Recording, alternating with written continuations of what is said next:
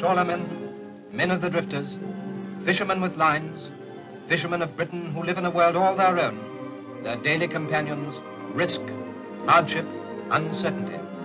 And yet they have no time or place for grumblers. Where do they search for fish? How do they live? What are their hopes, their fears, these men who set out in small boats on journeys of anything from 20 miles to 4,000 miles in their search for the living harvest of the sea?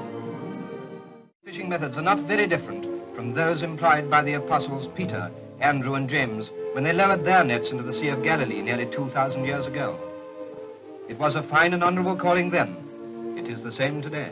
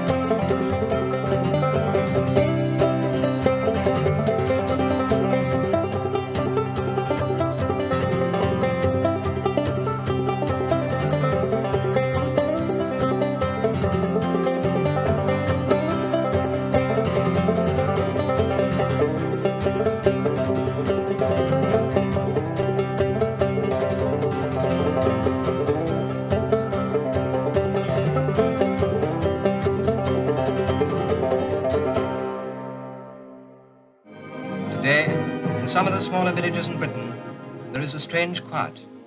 The men folk are away fishing or in the Royal Naval Reserve and Volunteer Reserve. It may be quite a while before the cobblestones will resound again with the clump of their heavy boots. Some will never return. But whatever job they have set their hands to, it'll be well done.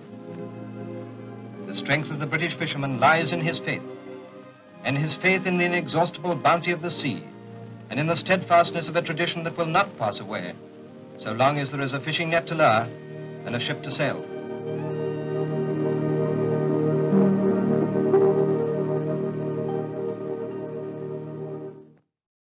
It was time for Paul and Harry to meet on neutral ground in the Café de la Digue in Kabul. And I'm so glad to see you and to hold your hand and say, bless you, we are partners. Once we were on a different side, but we are partners together in the rebuilding of the world. That's why I find very fine. That's right. Yes, and, that's right. And I'm just so glad to see you. We understand each other. And now you. we are friends. We are more than that.